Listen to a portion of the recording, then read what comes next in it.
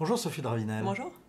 Vous êtes journaliste au service politique du Figaro et vous suivez la gauche, toute la gauche, sans attendre la proclamation officielle des résultats au Parti socialiste. On sait, on a su qu'Olivier Faure devenait le nouveau premier secrétaire du Parti socialiste. À quoi, à qui doit-il cette élection ? C'est le grand gagnant, c'est le grand vainqueur, effectivement. Ça s'est su dans la nuit de jeudi à vendredi.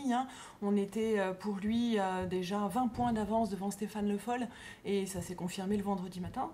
Et Stéphane Le Foll donc, a décidé de renoncer au deuxième tour de ce vote. Et donc Olivier Faure est le grand gagnant.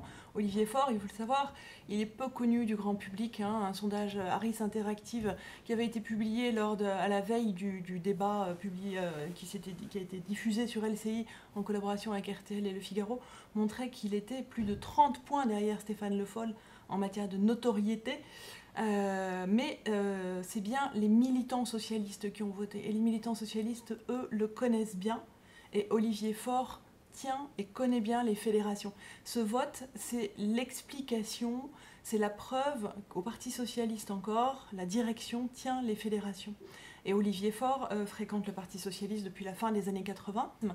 Et il faut savoir aussi que pendant la campagne présidentielle de 2012, donc, Olivier Faure était le chargé de l'opinion dans la campagne de François Hollande, ce qui est un poste crucial, très important, et qui lui a permis, là encore, d'arpenter non seulement évidemment les couloirs de tous les instituts de sondage et de l'opinion en général, mais de son parti en particulier. Est-ce que c'est la victoire, finalement, en vous écoutant, c'est la victoire d'un apparatchik, mais est-ce qu'il peut relever le Parti socialiste de ses cendres ? Les plus grandes interrogations reposent sur les municipales de 2020.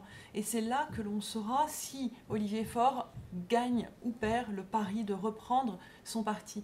Donc c'est vrai que toute l'aile gauche du PS, qui fait habituellement, puisqu'avec Luc Carvounas, ils sont autour de 25%, donc c'est toujours le même score, et on a l'impression que le Parti socialiste, finalement, ne change pas dans ce à quoi il ressemble, alors que pour Emmanuel Morel, et effectivement, le paysage politique est complètement explosé après la victoire d'Emmanuel Macron, mais le Parti socialiste reste fidèle à ce qu'il est. C'est un pari, et on verra si effectivement il est gagné au moment des municipales, parce que là, ça va être des gros défis pour le Parti socialiste. Eh bien, c'est ce qu'on suivra avec vous. Merci beaucoup pour toutes ces précisions, Sophie. Merci.